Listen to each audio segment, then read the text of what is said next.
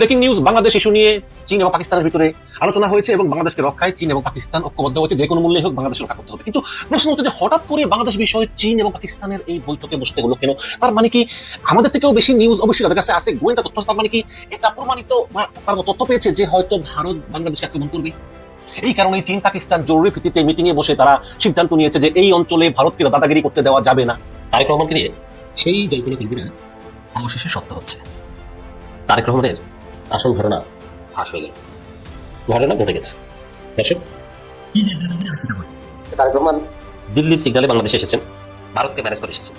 সেই হাইপোথিসিস আনন্দবাজার পত্রিকা খালেদা পুত্রের একমাত্র ভরসা দিল্লির বন্ধুত্ব এবং 1971 মুক্তিযুদ্ধ, সেটা সত্য হচ্ছে। আনন্দবাজারের কথাই সঠিক, তারেক রহমান প্রমাণ করে দিচ্ছেন। বাংলাদেশে এখন চলছে ন্যারেটিভ তৈরি এবং ন্যারেটিভ ভাঙার রাজনীতি। আমরা ত্রয়োদশ জাতীয় সংসদ নির্বাচনকে কেন্দ্র করে বিএনপি এবং জামাত, দুই দিকে দুই জোট, দুই শিবির, এদের ভিতরে ন্যারেটিভ বিল্ডিং এবং ন্যারেটিভ ব্রেক দুটি বিষয়ে খুব জোরে সোরে লক্ষ্য করছি। এর ভিতরে বিএনপির পক্ষ থেকে আমরা দেখছি তারা শক্ত ন্যারেটিভ দাঁড় করাতে ব্যর্থ হচ্ছে এবং তারা যখন যতটুকু ন্যারেটিভ দাঁড় করাচ্ছে, বিরোধী পক্ষ এই ন্যারেটিভ ভেঙে দিচ্ছে। তো এমন কোন শক্তি এখনো তৈরি হয়নি বাংলাদেশে যে আওয়ামী লীগ সরকারকে তারা উৎখাত করতে পারে। লাফালাফি বেশি করবা না, 12 কোটিতে গাছের গোড়া আসতে নানা দেবে, মামু বাড়ি দিল্লি গিয়ে পড়বা, বাংলার জমিনে জায়গা হবে না, এ কথা বিশ্বাস করো। বাংলাদেশের মুসলমানদের শরীরে এক বিন্দু রক্ত থাকতে শয়তানের তৈরি করা ধর্মনিরপেক্ষ মতবাদ বাংলার জমিনে কায়েম হতে দেওয়া হবে না, হবে না। আওয়ামী লীগ 71 দিয়ে ফ্যাসিবাদের বৈধতা উৎপাদন করছে, বিএনপি 71 দিয়ে জামাতকে মারতে চায়। দুই পক্ষ 71 কে একটা পলিটিক্যাল ইনস্ট্রুমেন্ট বানাইছে ভোটে জেতার জন্য, তার রাজনৈতিক লক্ষ্য হাসিল করার জন্য। আর বিএনপি বলে একটা দল ধর্ম নিয়ে রাজনীতি করে, আর তোরা যে মুক্তিযুদ্ধ নিয়ে রাজনীতি করতেছিস, তাহলে ভোটে জেতার জন্য। 2024 কে দাঁড় করাবে 1971 এর লিগ্যাসি বা উত্তরাধিকারের উপরে। 1971 এর লিগ্যাসির উপরে 2024 দাঁড়ায় না। ভেনেজুয়েলার প্রেসিডেন্টের মতো করে ভারতের প্রধানমন্ত্রী নরেন্দ্র মোদীকে আমেরিকা তুলে নিয়ে যাবে এমন একটি সংবাদ আজকে ভারতের কিছু মিডিয়া প্রকাশ করেছে। সেখান থেকে বাংলাদেশের মিডিয়াতেও নিউজটা এসেছে। যদি সত্যি নরেন্দ্র মোদীকে এইভাবে তুলে নিয়ে যা, তখন বাংলাদেশের মিষ্টির দোকানের কোনো মিষ্টি থাকবে কিনা সেটা এখন আমি আপনাদের কাছে প্রশ্ন রাখছি। ভারতের কোনো স্বাভাবিক কোনো দেশের কাপড়ে পড়ে না। আমরা কোনোভাবে ভারতের এই ধরনের হুমকি, এই হুমকি ওই হুমকি আলো জীবন আপনার বাংলাদেশের কাছ থেকে বরং আমরা যে ইলিশ দিই, আমরা যে চিকিৎসা নামে মিলিয়ন মিলিয়ন ডলার প্রতি বছর দিয়ে আসি, এর বিরুদ্ধে ভালো থাকো। ভারতের দুঃসাহস অনেক বেড়ে গেছে, অনেক বেড়ে গেছে। আমরা জানি না, আমরা বাংলাদেশের মানুষ কিন্তু ভারতের প্রোডাক্টের উপর নির্ভরশীল হতে চাই না, কারণ আমরা কিনে খাই। দেখুন, উন্নত রাষ্ট্রগুলো এখন নিজেদের দেশে কোনো চাষবাস, কোনো ধরনের ফল ফলাদির চাষাবাদ করে না। বিএনপির শীর্ষস্থানীয় 10 ব্যক্তির নমিনেশন কোথা থেকে এসেছে জানেন? জানতে হবে। বিএনপির শীর্ষস্থানীয় 10 ব্যক্তির নমিনেশন এসেছে দিল্লি থেকে। তার মধ্যে 3 ব্যক্তির নমিনেশন আসে নাই। তারা হচ্ছেন 1 নম্বরে রুহুল কবির রিজভী, 2 নম্বরে শামসুজ্জামান দুদু, 3 নম্বরে রুমিন ফারহানা। এই 3 ব্যক্তির নমিনেশন কেন আসে নাই জানেন? জামাত এবং এনসিপির সংঘর্ষ কি এবার অবধারিত হতে যাচ্ছে? প্রথমে শুনেছিলাম জামাত এনসিপির সাথে 30টি আসনের ভাগাভাগির সমঝোতায় গিয়েছে। এখন শুনতেছি আজকের সংবাদ মাধ্যমগুলোর মাধ্যমে, যদিও এটা খুব অথেন্টিক কিনা আমি বলতে পারবো না, কিন্তু যেহেতু নাম করা সংবাদ মাধ্যমরাই এটাকে নিয়ে প্রচারণা চালাচ্ছে, খুব সম্ভবত জামাত ইসলাম এনসিপিকে এখন 10টি আসন দিতে যাচ্ছে। ফরিদপুরে আওয়ামী লীগ নেতারা বিএনপিতে যোগদান করে আবার বিএনপি পরিবারের বাড়িতেই হামলা করেছে তারা। এই নিউজটি করেছে ডিবিসি নিউজ। ডিবিসি থেকে তারা লিখেছে যে ফরিদপুরে কিছুদিন আগে একদল লোক বিএনপিতে যোগদান করেছে, বিএনপিতে যোগদান করে এখন বিএনপির নেতা সমর্থকদের বাড়িতে তারা হামলা চালাচ্ছে। তাহলে বুঝতে হবে যে আওয়ামী লীগ পরিকল্পিতভাবে বিভিন্ন দলে ঢুকবেন, ঢুকার পরে আমার ওই দলের ভিতরে গ্রুপিং কোন দলের জন্য, ওই দলের লোকের বাড়িঘর ভাঙবেন, মানুষ মারবেন, খুন খারাপি করবেন। তাই ভেবেচিন্তেই আমি বলবো সবাইকে, আওয়ামী লীগকে দলীয় যারা ক্যাডার ছিলেন, আওয়ামী লীগের যারা নেতৃত্বে ছিলেন, তাদেরকে দলে নেওয়ার সময় ভেবে। এবং এই ধরনের একটা নিউজ দিয়েছে খোদ ভারতেরই পত্রিকা, যেখানে বলতেছে যে ভারত নিজেই আসলে শঙ্কায় আছে। দেখুন, মুস্তাফিজকে বাদ দেওয়াকে কেন্দ্র করে যেটা হয়েছে আপনারা সবই জানেন যে মুস্তাফিজকে আইপিএল থেকে বাদ দিয়েছে, বিনিময়ে বাংলাদেশ বলেছে তারা বিশ্বকাপে যে টিম সেটা তারা ভারতে পাঠাবে না। এবং এরপরে কিন্তু ভারত নড়ে চড়ে বসেছে এবং ভারত বুঝতে পেরেছে যে এই মুস্তাফিজের 9 কোটি টাকা সেভ করতে গিয়ে আমাদের প্রায় 100 কোটি টাকা নষ্ট হয়ে যাচ্ছে, ম্যাচগুলো হবে না, ম্যাচের প্রস্তুতি, ওই দিনে টিকিট বিক্রি, আইপিএল 70 টেলিভিশন দেখাবে না বাংলাদেশে, সবকিছু মিলিয়ে ভারত একটা বিশাল ধরা খেলো। কিন্তু অবশ্যই এইসব ধরায় মানে 100 কোটি 200 কোটি টাকা এইসব মানে বাংলাদেশ ভারতের সব দেশের মতো দেশে কি আসে যায়, তাই না? কিন্তু কথা হচ্ছে যে প্রেস্টিজ ইস্যু, যে তুমি আমার দেশের খেলোয়াড়কে আইপিএল থেকে বিনা কারণে বিনা দোষে বাদ দিলা, আমি কিছু করে বসে থাকবো? থাকবো না। গোলামির দিন শেষ। ওই গোলামির দিন হাসিনার সঙ্গে পালিয়ে গেছে 5ই আগস্ট। এবং তারপরে বিভিন্ন জায়গায় হুমকি ধামকি। আপনারা জানেন যে গত পরশুদিন মার্কিন যুক্তরাষ্ট্র ভেনেজুয়েলার রাজধানী কারাকাস আক্রমণ চালিয়ে একদম খোদ প্রেসিডেন্টকে প্রাসাদ থেকে তুলে নিয়ে আমেরিকায় বিচার করা হচ্ছে এবং সমস্ত বিশ্ব হতবাক। এবং এই ঘটনায় পুরো আন্তর্জাতিক আইনের লঙ্ঘন হয়েছে, বা যেহেতু কাজটা আমেরিকা করেছে কাজে সবাই নিন্দা জানিয়ে চুপ করে আছে, এক্সট্রা করার কি। এখন এই যখন অবস্থা, তখন অনেক জায়গায় আর্টিফিশিয়াল ইন্টেলিজেন্স এআই দিয়ে ছবি বানিয়ে দেখাচ্ছে যে ডক্টর ইউনুস ভারতের বায়ুসেনাদের হাতে বন্দী, 2 জন 2 পাশ হাত দিয়ে ধরে রেখেছে, মানে এটা এআই দিয়ে তৈরি করা। এবং এগুলো কিন্তু ভারতের উগ্র হিন্দুত্ববাদীরা খুব শেয়ার করতেছে, হতেও পারে, অনেকে চিন্তা করতেছে। তো এই যখন অবস্থা, তখন অনেকে বলে যে আমরাও পারি এরকম ইউনুসকে ধরে নিয়ে আসতে। আমেরিকা যেমন ওই কারাকাসে গিয়ে মন্ত্রকে ধরে নিয়ে আসতে বিচারের জন্য, আমরা এরকম ধরে নিয়ে আসবো আর এসে ওই দিল্লির কোর্টে বিচার করবো। কেন বিচার করবে? ওই হিন্দুদের বিরুদ্ধে সহিংসতা। আচ্ছা, একটা কথা বলি, বাংলাদেশে 100%-এর ভিতরে 90% মুসলমান, 10% হিন্দু। তাহলে যদি বাংলাদেশে 10 জন লোক মারা যায়, তাহলে একজন তো হিন্দু থাকে, তাই না? আর বাংলাদেশ আইনশৃঙ্খলা পরিস্থিতি এত খারাপ, এটা অস্বীকার করার কিছু নাই। তো যখনই হিন্দু মারা যায়, দুজন মারা যায় সাম্প্রতিক সহিংসতায়, বা বেশিরভাগই মারা যায় ছিনতাইকারী বা এরকম আছে তো বাংলাদেশে। বাংলাদেশ তো আসলে আইনশৃঙ্খলা ভালো না, তো এগুলোকে ইস্যু করা হয়। তো এইসব বিষয় নিয়ে মূলত চীন পাকিস্তান বোঝাতে বসেছে যে কোনো মূল্যেই হোক বাংলাদেশকে রক্ষা করতে হবে। এবং দর্শক, বর্তমানে যেভাবে বিশ্ব পরিস্থিতি, তাতে আসলে একটা জোট করলে ভালো আর কি, যদি সেই জোটের সঙ্গীরা বিশ্বস্ত হয়। তো এখন চীন অবশ্যই অনেকে বিশ্বাস করে না, কারণ অনেকে মনে করে যে চীন তো ভেনেজুয়েলাকে উদ্ধার করতে যায়নি। বাট তারপরে একটা জোটের গুরুত্ব আছে, কারণ জোট হলে আসলে মূল্যায়নটা বাড়ে। কারণ আমাদের তো ছোট দেশ, তাই না? আর ভারতের পেটের ভিতরে, এই জন্য আমাদের একটা জোট দরকার যারা আমাদেরকে হেল্প করবে। পাকিস্তান, চীন অবশ্যই ভালো হয়, চীন শক্তিশালী দেশ। তো যাই হোক, আমি মূল আলোচনায় চলে যাই যে আসলে কি কি বৈঠক হয়েছে। আনন্দবাজার পত্রিকা লিখেছে যে বৈঠকে কাশ্মীর ও বাংলাদেশ ইস্যু, দক্ষিণ এশিয়ায় একতরফা পদক্ষেপের বিরোধিতা করার বার্তা চীন ও পাকিস্তানের বৈঠকে। বৈঠকের পরে দুই দেশের যৌথ বিবৃতি প্রকাশ করা হয়। সংবাদ সংস্থা পিটিআই এর খবর অনুযায়ী বাংলাদেশ প্রসঙ্গ তুলে ধরে শনিবারের বৈঠকে নয়া প্রস্তুতির কথা বলা হয়েছে। বাংলাদেশ প্রসঙ্গ তুলে ধরে শনিবারের বৈঠকে নয়া প্রস্তুতির কথা বলা হয়েছে। বৈঠকে বসেছিল চীন ও পাকিস্তান, এবং সেই আলোচনা উঠে এসেছে কাশ্মীর ও বাংলাদেশ প্রসঙ্গ। বৈঠকে চীন ও পাকিস্তানের বার্তা, দক্ষিণ এশিয়ায় যে কোনো একতরফা পদক্ষেপের বিরোধিতা করবে তারা। গুরুত্ব দিতে বলা হয়েছে চীন, পাকিস্তান ও আফগানিস্তানের বিদেশ মন্ত্রীদের সঙ্গে আলোচনাতেও। বৈঠকের পরে দুই দেশের যৌথ বিবৃতি মানে জয়েন্ট স্টেটমেন্ট প্রকাশ করা হয়। সংবাদ সংস্থা পিটিআই খবর অনুযায়ী বাংলাদেশ প্রসঙ্গ তুলে ধরে শনিবারের বৈঠকে নয়া প্রস্তুতির কথাও বলা হয়েছে। শেখ হাসিনা সরকারের পতনের পরে চীন, পাকিস্তান ও বাংলাদেশের ত্রিপাক্ষিক সহযোগিতার, খেয়াল করুন, শেখ হাসিনা সরকারের পতনের পরে চীন, পাকিস্তান ও বাংলাদেশের ত্রিপাক্ষিক সহযোগিতার নতুন ফল পেতে প্রস্তুতি নিতে বলা হয়েছে। পাক চীন যৌথ বিবৃতি অনুযায়ী দুই দেশ আন্তর্জাতিক নিয়ম মেনে দক্ষিণ এশিয়ার আঞ্চলিক শান্তি শৃঙ্খলা ও স্থিতাবস্থা বজায় রাখার ক্ষেত্রে জোর দিয়েছে। স্থিতিশীলতা বজায় রাখতে যে কোনো একতরফা পদক্ষেপের বিরোধিতার অমীমাংসিত বিষয়গুলিকে আলোচনার মাধ্যমে মিটিয়ে নেওয়ার প্রয়োজনীয়তা আছে বলেও জানানো হয়। বিবৃতি অনুযায়ী জম্মু ও কাশ্মীর সম্পর্কে পাকিস্তানের অবস্থান এবং ওই অঞ্চলে উন্নয়ন প্রসঙ্গে ইসলামাবাদের তরফে জানানো হয় চীনকে।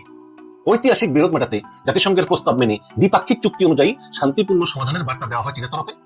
বিবৃতিতে সিন্ধু জলশক্তি ও ভারতের কথা উল্লেখ না থাকলেও আন্তঃসীমান্ত সম্পদ নিয়ে আন্তর্জাতিক চাহিদার পূরণের জন্য দুই দেশের সমঝোতা ইত্যাদির কথা বলা হয়। এবং দেখেন, তাইওয়ান, তিব্বতের জিজাং, হংকং এবং দক্ষিণ চীন সাগর ইস্যুতে চীনের অবিচ্ছেদ্য অংশ দাবি করে বেইজিং এর পাশে দাঁড়িয়েছে পাকিস্তান। পাকিস্তান কিন্তু এখন এই চীন এবং আমেরিকা দুজনকে পক্ষে রাখতেছে। ট্রাম্পকে বলছে আমি তোকে আমার বিপুল খনিজ সম্পদ দেবো, আর চীন তো আগে থেকেই আছে। আমরা জানি যে সাপোর্টের সময় পাকিস্তান পাকিস্তানের মধ্যে একটা বিরোধ চলতেছে, মাঝে মধ্যে যুদ্ধ হয়। তো এই কারণে আর কি চীন উদ্যোগ নিয়েছে এটাকে একটু করার আর কি, এটাকে শীতল করার উদ্যোগ নিয়েছে। তো সকল বিষয়টা ভালো উদ্যোগ, কারণ পরশক্তিগুলো এখন যে কোনো সময় যে কোনো কিছু করে বসতে পারে। কারণ 2022 সালে রাশিয়া ইউক্রেনে হামলা চালালো, বা এই 2026 সালে ট্রাম্প ভেনেজুয়েলায় হামলা চালালো। তার মানে হচ্ছে বৈশ্বিক যে অর্ডারটা এটা ভেঙে পড়েছে। এখন যে কেউ ইচ্ছা করলে যে কিছু করতে পারে। আবার সেই স্নায়ু যুদ্ধের মতো পরিস্থিতি, আবার সেই মানে মনস্তাত্ত্বিক লড়াইয়ে পরিণত হয়েছে। এখন ছোট দেশগুলো নিরাপদ নয়, আমাদের বাংলাদেশের মতো ছোট দেশগুলো নিরাপদ নয়। সুতরাং আমাদের এখন দরকার জোট। এখন এই যে নতুন চীন, পাকিস্তান, বাংলাদেশ জোট, এই জোটটা আসলে হওয়া উচিত। এবং ডক্টর ইউনূস আর অল্প কদিন আছে, মনে হয় মাসখানেক আছে বা তার একটু বেশি, তার উচিত আসলে মানে উনি বিদায় নেওয়ার আগে যাতে এই জোটটা তৈরি হয়, চুক্তি সই এবং কার্যকারিতা। আমি জানি না আসলে এটা কতটুকু হবে, কারণ জোট তো আর তার ব্যাপার না, এখানে চীন জড়িত, পাকিস্তান জড়িত, আর নানা বিষয় আছে। এবং এই জোটের কি আইন হবে, কি কারণ হবে, সব মিলিয়ে আমি জানি না সত্যি পারবেন কিনা, বাট একটা জোট করার দরকার। এটা গেল একটা মত যে এই জোটটা করলে আসলে ছোট দেশগুলো ভালো থাকবে এবং ছোট দেশগুলোকে কথা করতে পারবে না ভয়। বাট আরেকটা বিষয় আছে যে আসলে জোট না করাই ভালো, জোট করে খেপিয়ে তুললে আর আক্রমণ বেশি হয়। যেমন ইউক্রেন চেয়েছিল ন্যাটো জোটে যোগ দিতে, আমেরিকা বলছিল আসো আসো আসো, পরে রাশিয়া আক্রমণ করলো। এখন ইউক্রেনের পাশে আর কেউ নাই, ইউক্রেনের প্রেসিডেন্ট বিকে করতেছে দেশে দেশে করে। আর দ্বিতীয়ত এই যে ভেনেজুয়েলা, সে রাশিয়া এবং চীনের কাছে অনেক খেলতেছিল, এবং ভেনেজুয়েলা কিন্তু এই চীনকে স্বল্প মূল্যে তেল দিত, চীনের কিন্তু খনিজ সম্পদ নাই, তেল দিত। আর ওই রাশিয়ার নিজের তেল আছে, সমস্যা নেই। রাশিয়া বা ইউক্রেন যুদ্ধে দুর্বল হয়ে গেছে। পরে যখন আমেরিকা আক্রমণ করলো তখন কিন্তু কেউই আসে নাই, চীন, রাশিয়া কেউই ভেনেজুয়েলাকে পাশে আসে নাই, তারা শুধু নিন্দা প্রস্তাব বিশ্বাস করেছে। এখন এমন চুক্তি আমাদের দরকার নাই যে যদি ভারত বাংলাদেশ আক্রমণ করে তাহলে ওই পাকিস্তান এবং চীন নিন্দা জানিয়ে শেষ করবে, এমন দরকার নেই।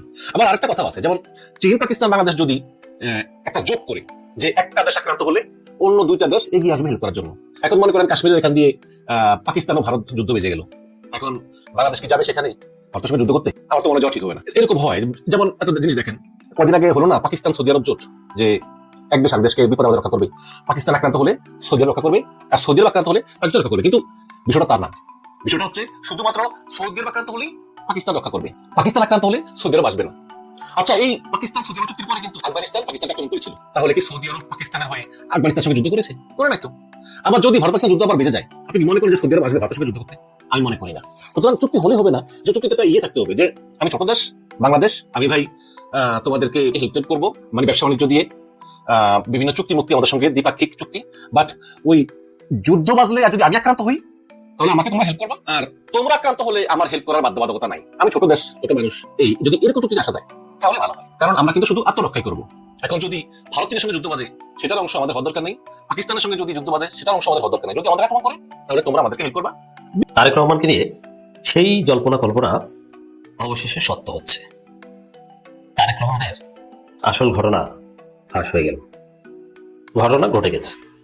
দর্শক, কি জল্পনা কল্পনা আগে সেটা বলি, যে তারেক রহমান দিল্লির সিগন্যালে বাংলাদেশে এসেছেন, ভারতকে ম্যানেজ করে এসেছেন। সেই হাইপোথেসিস আনন্দবাজার পত্রিকার খালেদা পুত্রের একমাত্র ভরসা দিল্লির বন্ধুত্ব এবং 1971 মুক্তিযুদ্ধ, সেটা সত্য হচ্ছে। আনন্দবাজারের কথাই সঠিক, তারেক রহমান প্রমাণ করে দিচ্ছেন।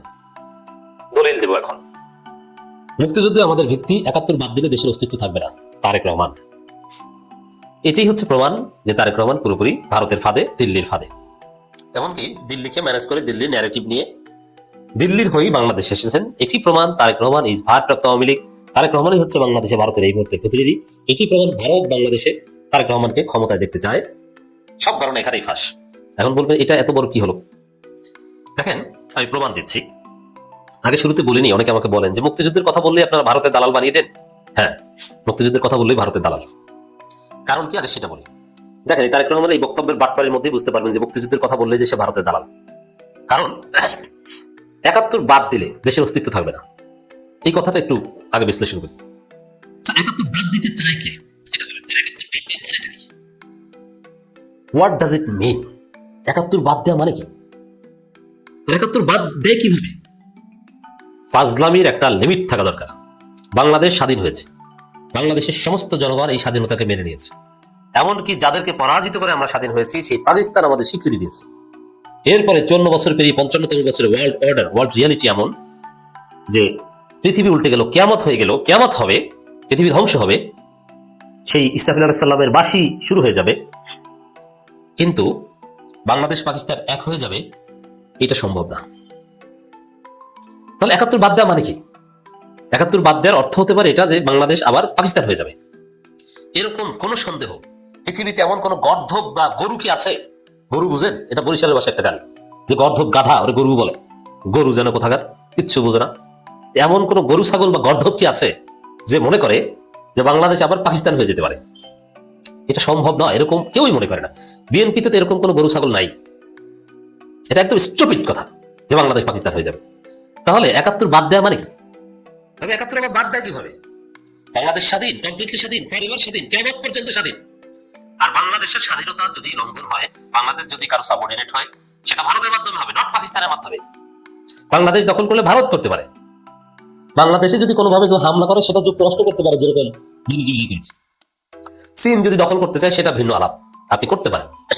কিন্তু পাকিস্তান, তারা নিজেদের সার্বভৌমত্ব ঠিক মতো রক্ষা করতে পারে না, তারা বাংলাদেশ দখল করবে, এটা তো কেউ মনে করে না। তাহলে 71 বাদ দেওয়া মানে কি?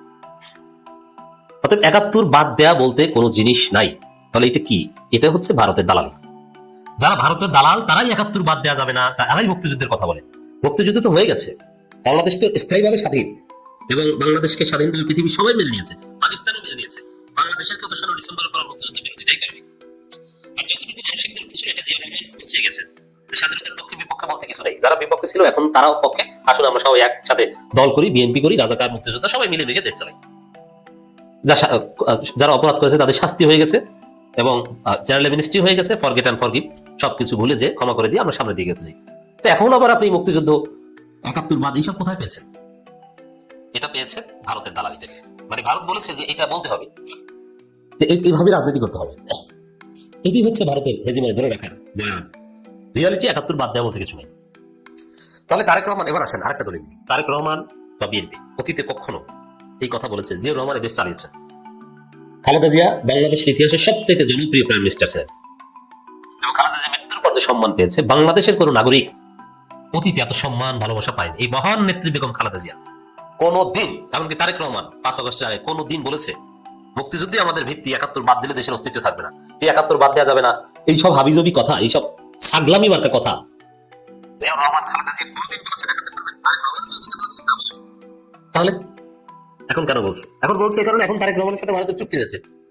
এখন ওই শোক বইতে স্বাক্ষর করতে এসে বা শোক জানাতে এসে জয়শঙ্কর তারেক রহমানকে বলে গিয়েছে, এটা বলতে হবে, তোমাকে তো বাংলাদেশে এনেছি আমরা, এটা বলো।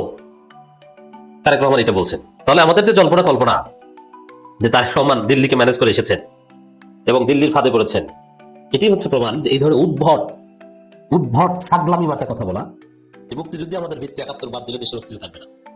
মুক্তিযুদ্ধের ভিত্তি এটা এস্টাবলিশড, এটা নিয়ে কোনো বিতর্কই নাই, অতএব যেটা নিয়ে কোনো ইখতিলাফ নাই, যেটা কোনো সমস্যা না, ওইটা বলার পিছনে দুর্বিষণ দিয়েছে।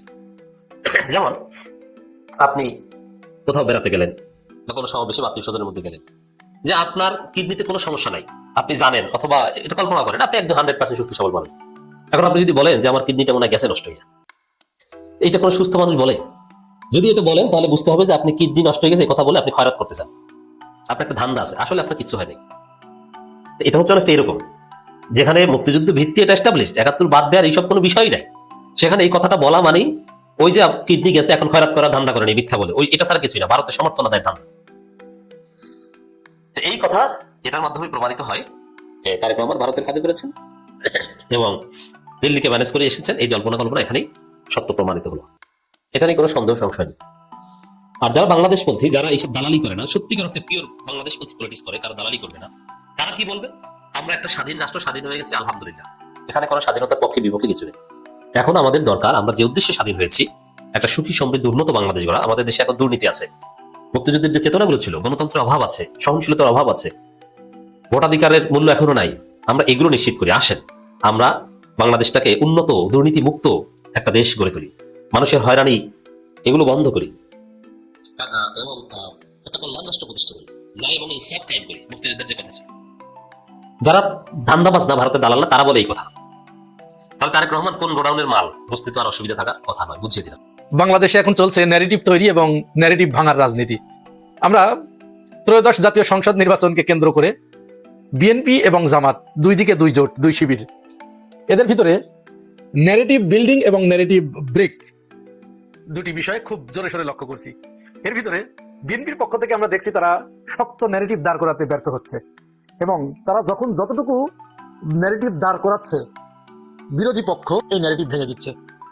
এবং এরও একটু আগে যদি আমরা যাই, 5 আগস্টের পর থেকে যখন নির্বাচনের আলাপ শুরু হয়েছে, তখন থেকেই আমরা দেখে আসছি বিএনপি তাদের মেধাবী লোকজনের অভাবে, তাদের প্রজ্ঞাবান রাজনীতিবিদের অভাবে ন্যারেটিভ তৈরি করতে পারে নাই। যখন যেখানে যতটুকু করেছে, জামাতের বিরুদ্ধে যে প্রোপাগান্ডাটুকু চালিয়েছে, তার 10-12 ঘন্টা পার হতে না হতেই ওই প্রোপাগান্ডাটা, ওই ন্যারেটিভটা মিথ্যা বলে প্রমাণিত হয়ে গেছে, যার কারণে ওইটার ঢোপে টেকে নেই। তারই ধারাবাহিকতায় এই সম্প্রতি গতকাল নতুন একটি সংগঠন একটি ন্যারেটিভ দাঁড় করিয়েছে, আগামী নির্বাচনে বিএনপি 70% ভোট পাবে এবং জামাতের জোট পাবে 19%, এরকম একটি জরিপ তারা প্রকাশ করেছে। তো এই জরিপের বিষয়ে আমি একটু আলোচনা করব অল্প একটু। তার আগে খুবই খুবই গুরুত্বপূর্ণ একটি বিষয় বাংলাদেশের রাজনীতিতে ঘটে গেছে আজকে, এই বিষয়ে দুটি কথা বলে তারপরে ওখানে চলে যাব। বিষয়টা হচ্ছে জগন্নাথ বিশ্ববিদ্যালয়ের আজকে যে ছাত্র সংসদ নির্বাচন হচ্ছে, সেই কেন্দ্রিক, যোগসু নির্বাচন কেন্দ্রিক। ইতিপূর্বে তো আপনারা জানেন যে 4টি নির্বাচনে ছাত্রদল গোহারা হেরেছে। এই হারার কারণে তাদেরকে অনেকে হারু পার্টি নাম দিয়েছে। আমি সেটা বলতে চাই না, আমরা হারতেই পারে, কারণ জনসমর্থন না থাকলে তো হারবেই। আজকে যোগসু নির্বাচনে এখানেও হয়তো ছাত্রদল হেরে যাবে, কারণ শুরুর দিকে ছাত্রদলের অবস্থা মোটামুটি একটা পেরালাল থাকলেও তারা 11টা সাড়ে 11টার দিকে একটা ঘটনা ঘটিয়েছে। এই ঘটনা অতি দ্রুত ক্যাম্পাসে ছড়িয়ে পড়ে এবং সারা দেশে ছড়িয়ে পড়ে। ছড়িয়ে পড়ার সাথে সাথে ছাত্রদল সম্পর্কে মানুষের ভিতরে প্রচন্ড একটা নেতিবাচক ধারণা তৈরি হয় এবং তারা মুহূর্তের ভিতরেই ছাত্রদলকে ছাত্রলীগের পাশে দাঁড় করিয়ে দেয়, যে তাহলে এই ছাত্রদল আর এই ছাত্রলীগের ভিতরে কোনো পার্থক্য নেই। বিষয়টা কি? বিষয়টা হচ্ছে জগন্নাথ বিশ্ববিদ্যালয়ের যে শিবিরের প্যানেলের ভিপি প্রার্থী রিয়াজুল, ছেলেটার নাম রিয়াজুলের স্ত্রী, সেও ওই বিশ্ববিদ্যালয়ের 14তম ব্যাচের সম্ভবত ছাত্রী, আইনের ছাত্রী। সে কেন্দ্রের বাইরে অর্থাৎ ক্যাম্পাসের এরিয়ার বাইরে তার স্বামী যেহেতু ভিপি পদে দাঁড়িয়েছে, তার পক্ষে কাজ করছিল। মেয়েটির পরনে হিজাব ছিল, বোরকা পরা ছিল। ছাত্রদল এই বোরকা পরা এই নারীকে এমন ভাবে হেনস্থা করলো, শুধু হেনস্থা করেই ক্ষান্ত হয় নাই, পরবর্তীতে তারা পুলিশ ডেকে সেই মেয়েটাকে পুলিশের হাতে তুলে দিয়েছে এবং সেখানে তারা রীতিমতো মব সৃষ্টি করেছে। মেয়েটি পুলিশের কাছে তার আইডি কার্ড শো করেছে যে দেখুন, আমি এই বিশ্ববিদ্যালয়ের, জগন্নাথ বিশ্ববিদ্যালয়ের 14তম ব্যাচের আইনের ছাত্রী। আমার স্বামী ভিপি প্রার্থী রিয়াজুল, এই পরিচয়গুলো দেওয়ার পরেও ছাত্রদল তাদেরকে মেয়েটাকে হেনস্থা করেছে, মারধর করেছে, হিজাব ধরে টানাটানি করেছে এবং পরবর্তীতে তাকে পুলিশের হাতে সোপর্দ করেছে। এই ঘটনা ঘটার পরে ওখানে উপস্থিত কিছু পুলিশ সদস্য এটি দেখে তারা সহ্য করতে পারে নাই। হাজার হোক, তারা তো মুসলমানের সন্তান রে ভাই, মুসলমানের সন্তান কোনো হিজাব পরা নারীকে এটি কখনো সহ্য করতে পারে? তো পুলিশ সদস্য গিয়ে তাদেরকে বলছে যে ভাই আপনারা এগুলো করেন না, বাকিটা ইতিহাস। সেই পুলিশ সদস্যের উপরে ছাত্র দলের জগন্নাথ বিশ্ববিদ্যালয়ের নেতাকর্মীরা কিভাবে হামলে পড়েছে এবং তাকে কিভাবে মব সন্ত্রাসের মাধ্যমে পুলিশ সদস্যকে প্রায় ঘিরিয়ে ধরে তাকে, হয়তো সে ওইখান থেকে যদি সরে না আসতো তাহলে হয়তো তাকে মেরেই ফেলতো। দেখুন আপনারা ভিডিওটা দেখুন, ভিডিওতে আমি দেখাচ্ছি আপনাদের।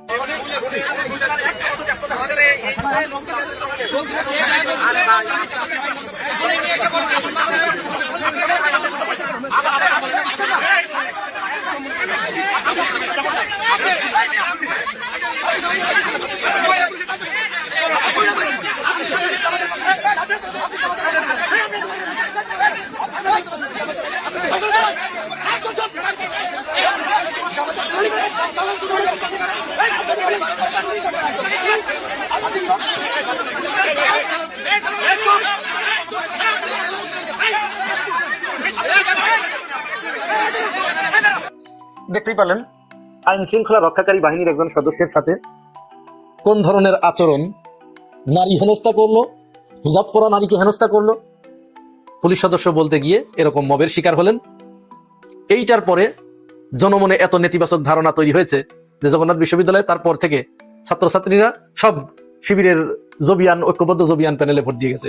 ভোট গণনা হলে পরে অবশ্য বুঝতে পারবেন। আমি যখন এই ভিডিও করছি রাত্রে, তখন ভোট গণনা নাকি বন্ধ হয়ে গেছে মেশিনের সমস্যার অজুহাত দেখিয়ে। হ্যাঁ, ওই যে জাহাঙ্গীরনগরে যেরকম হয়েছিল বিষয়টা ওই দিকে যাচ্ছে। এটার নিন্দা জানিয়ে রাখলাম। এটি ছাত্রদল মোটেই এই কাজটা ভালো করে নাই, জঘন্যতম কাজ করেছে। এখন আমরা চলেন ওই জরিপের ব্যাপারে চলে যাই। এখন এই যে জরিপ সংস্থাটির নাম হচ্ছে ইএএসডি। এখন এই ইএএসডিটা কি? এটা একটা বেসরকারি সংগঠন। এই সংগঠনের ব্যাপারে আমি ইতিপূর্বে কোনোদিন নাম শুনি নাই। গুগলকে প্রশ্ন করলাম যে ইএএসডি কি, গুগল বলল যে আমি তাকে চিনি না। চ্যাট জিপিটিকে প্রশ্ন করলাম যে ইএসডি কি, এরা কারা, এই জরিপ সংস্থাটি করলো, এরা কি ইতিপূর্বে কখনো জরিপ করেছে? চ্যাট জিপিটি জানালো যে না, এটি কোনো পরিচিত সংগঠন নয়, ইতিপূর্বে তাদের জরিপের কোনো রেকর্ড নাই, এমনকি কোনো পত্রপত্রিকা, দৈনিক নিউজ, বিশ্ববিদ্যালয়ের বিভিন্ন গবেষণা সেল, কোনো জায়গায় রেফারেন্স হিসেবে তাদের নামটা নাই। তাহলে এটা কি? তখন তো ধরে নেওয়া যায় খুব সহজেই, স্বাভাবিকভাবেই ধরে নেওয়া যায় যে এটি আসলে নিজেদের তৈরি করা কয়েকজন লোককে দিয়ে একটি সংগঠন। তারা এই নির্বাচনের আগে মূলত একটা ন্যারেটিভ দাঁড় করানোর জন্য, একটা গ্রাউন্ড তৈরি করার জন্য এই জরিপটা চালিয়েছে। কারণ একটা জরিপ চালাতে হলে 5টা বিষয় সেখানে থাকতে হয়, আলোচনার ভিতরে আনতে হয়। নাম্বার 1 হচ্ছে জরিপের সাইজ, কতজন লোকের সাথে এই জরিপটা করা হয়েছে। নাম্বার 2 হচ্ছে জরিপকৃত এলাকা, কোন এলাকায় জরিপটা করা হয়েছে। নাম্বার 3 হচ্ছে জরিপ পদ্ধতি, কোন পদ্ধতিতে জরিপটা করা হয়েছে। আর নাম্বার 4 হচ্ছে জরিপের ভিতরে কোনো ভুল ত্রুটি, কি কি বিষয় সেখানে তুলে আনা হয়েছে। আর নাম্বার 5 হচ্ছে জরিপে অংশগ্রহণকারী ব্যক্তি কারা। এই 5টা বিষয় মোটামুটি জরিপের ভিতরে থাকতে হয়। তো সেখানে এই বিষয়গুলোর কোনো উল্লেখ নাই, কোনো স্পষ্ট বার্তা নেই। তাহলে আমরা খুব সহজেই ধরে নিতে পারি যে এটা অত্যন্ত পরিকল্পিতভাবে একটা ন্যারেটিভ বিল্ডিং করার জন্য, ক্ষেত্র প্রস্তুত করার জন্য নির্বাচনের ঠিক আগ মুহূর্তে তারা মানুষের সামনে এই বার্তাটা দিচ্ছে যে জনগণ 70% জনগণ বিএনপিকে চায়। উদ্দেশ্যটা কি? উদ্দেশ্য হচ্ছে বাজারে সম্প্রতি যে কথাটি উঠে এসেছে যে আগামী নির্বাচন হতে যাচ্ছে কি ম্যানেজড নির্বাচন, এবং সেখানে বিএনপিকে 200টির অধিক আসন পাইয়ে দেবার মতো একটি দেন দরবার আলোচনা চলছে বিভিন্ন মহল থেকে, বাংলাদেশের সরকারি মহলে, তারপরে গোয়েন্দা সংস্থার ভিতরে, বিভিন্ন জায়গায়, স্টেক হোল্ডারদের ভিতরে, প্রতিবেশী দেশ, বন্ধু দেশ ইত্যাদির সাথে এই আলোচনাগুলো হচ্ছে। তো এইরকম যেহেতু হচ্ছে, এইটা করতে হলে আবার তার পূর্বে যেটা করতে হয়, কারা কারা স্বীকৃতি দেবে তাদের সাথে একটু আলোচনা করতে হয় যে আমরা কিন্তু এটা করতে যাচ্ছি, তোমরা এটার স্বীকৃতি দিও। ওরা বলে তখন গ্রিন সিগন্যাল দেয় যে ঠিক আছে, কোনো সমস্যা নেই, তোমরা আমাদের এই দিও। তারপরে জনগণের ভিতরে সেটা প্রচার করা হয়। যখন সব কিছু ম্যানেজড হয়ে যায় তখন জনগণ ভোট দিবে, কিন্তু ভোট গণনার সময় সেটি উল্টে যাবে। এবং এখানে কিছু স্বচ্ছতা আনার জন্য মনে করেন যে বিরোধী দল যাকে বানাবে আগেই রেডি করে থাকে যে অমুককে বিরোধী দল বানাবো, তখন তাকে কিছু কিছু জায়গায়, যেটা অখ্যাত অপরিচিত এই সমস্ত জায়গায়, অগুরুত্বপূর্ণ এরকম জায়গায় 2-1টি আসন তাকে দেওয়া হয় এবং কৌশল হিসাবে খুব ওই দলের একেবারে ঘাঁটি, যেমন এখানে উদাহরণস্বরূপ বলি যে খালেদা জিয়া যেখানে দাঁড়িয়েছে বা তারেক রহমান 3টি আসনে দাঁড়িয়েছে, 1টি আসনে তাকে হারিয়ে দেওয়া হবে। এটা হচ্ছে স্বচ্ছতা আনয়নের জন্য এই কাজটুকু করা হয়। সুতরাং রাজনৈতিক বিশ্লেষকরা এই জরিপকে এই বলে আখ্যায়িত করছে যেটি আসলে ওই ম্যানেজড নির্বাচনের আগে গ্রাউন্ড তৈরি করার বা ক্ষেত্র প্রস্তুত করার প্রাথমিক ধাপ। এরপরে এরকম জরিপ আরো আসবে, আরো এরকম ন্যারেটিভ সামনে আসবে, আমরা সেগুলো দেখার জন্য ততদিন অপেক্ষা করি। পাশে থেকে আরেকজন পুলিশ বলতেছে উঠায় নিয়ে আসো। মেয়েটা হতভম্ব হয়েছিল আসলে। আর ঘরের দৃশ্য দেখে যেটা মনে হয়েছে আমার কাছে, মধ্যবিত্ত একটা পরিবার, পুরনো মশারি, পুরনো বিছানা, ছোট্ট ঘর। এমন ঘরেই আমি ছিলাম, আমিও এমন ঘরে ছিলাম। খুব পরিচিত একটা সংসার আমার কাছে। ওই সংসারের মেয়েটি 50 কোটি টাকা চাঁদাবাজির সঙ্গে জড়িত, এই অভিযোগে তাকে নেওয়া হইল। বলে কেউ কেউ বলতেছে এটা 50,000, কেউ বলতেছে যে একজন সাংবাদিকের কুনজরে পড়ছিল মেয়েটি। মেয়েটি যেখানেই যাইতো সেখানেই ওই সাংবাদিকটা যায় বলতো যে আমি সাংবাদিক, খুব বড় পত্রিকার সাথে জড়িত, আমার সাথে বড় বড় উপদেষ্টাদের ছবি আছে, আমি তোমার নেত্রী বানায় দেবো, তুমি আমার সঙ্গে কক্সবাজার চলো। মেয়েটি যায়নি। রাস্তায় একদিন ভিড়ের মাঝখানে মেয়েটি ওই সাংবাদিককে দেখে ভুয়া ভুয়া চিৎকার করছে। 5ই আগস্টের পরও আমরা দেখছি মেয়েটি অনেক প্রতিবাদ করত, হ্যাঁ অনেক প্রতিবাদ করত। আর এই মেয়েটির বয়স 17 না 18, এটা নিয়ে এখন একটা প্রশ্ন যে 17 বছরের একটা মেয়েকে কিভাবে আবার 2 দিনের জন্য পুলিশে রিমান্ডে দিল। আসলে তার কি অপরাধ করছে সেটা তো আপনি আমি জানি না, পুলিশ জানে। কিন্তু আমরা বাহিরের দৃষ্টি থেকে যেটা বুঝতে পারি, ওই মশারি আর ওই বিছানার চাদর আর ওই মধ্যবিত্তের সংসারটা দেখে যেটুক বুঝি, ওই মেয়ের কাছে 50,000 টাকা আছে কিনা আমার সন্দেহ। মেয়েটিকে যখন ধরে ওই পুলিশের গাড়িতে উঠাচ্ছিল, মেয়েটা চিৎকার করে বলতেছিল, মা মা ওই ফারুক আমার কাছে টাকা ঘুষ চাইছে, আমি দিতে পারি নাই দেখে আমাকে রিমান্ডে নিছে, আর এটা তদন্ত ছাড়া রিমান্ড, কেন আমাকে রিমান্ডে নিতেছে? মেয়েটা চিৎকার করতেছিল। হয়তোবা আজকে রাত্রে তাকে জিজ্ঞাসাবাদ করা হবে, কাল রাতও তাকে জিজ্ঞাসাবাদ করবে, পুলিশরাও জিজ্ঞাসাবাদ করবে, মেয়ে পুলিশরাও জিজ্ঞাসাবাদ করবে, তারপরে আবার কোর্টে উঠাবে। বিচারক কি রায় দিবে আমি জানি না, হয়তোবা বিচারক তাকে ছেড়েও দিতে পারে। হ্যাঁ, এখান থেকে সরকারের পক্ষ থেকে হয়তো দেখা গেল আসিফ নজরুল সাহেব বলল যে ছেড়ে দেন, এটা নিয়ে সমাজে অনেক কথা হচ্ছে, হয়তো ছেড়েও দিতে পারে। কিন্তু সমাজ কি তাকে ছেড়ে দিবে? আমরা কি তাকে ছেড়ে দিব? না, এ সমাজ তাকে ছেড়ে দিবে না। যে কলঙ্কটা মেয়েটির গায়ে লেগে গেল না, এই কলঙ্ক এ সমাজ কোনোদিনই ভুলবে না। দেখেন কত সহজে একটা জীবন নষ্ট করে দেওয়া যায়। মেয়েটার বয়স 17 হোক, 18 হোক, 20 হোক, মাত্র তো শুরু ওর জীবনটা। এমন একটা জীবন কত সহজে নষ্ট করে দেওয়া যায়। এভাবেই কি চলতে থাকবে? এটাই কি চলতে থাকবে? না, এটা চলতে পারে না, থামাতে হবে, থেমেও যাবে।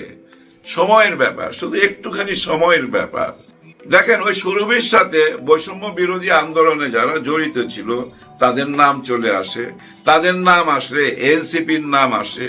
আর এনসিপির এদেরকে তো আমরা কিভাবে দেখছি, কি নজরে দেখছি, এটা তো আমরা ওই যে ফজলুর রহমান সাহেব, বীর মুক্তিযোদ্ধা ফজলুর রহমান সাহেবের মুখ থেকেই তো জাইনাই গেছি আরো 1 বছর আগে কি দৃষ্টিতে তাদেরকে দেখা হয়।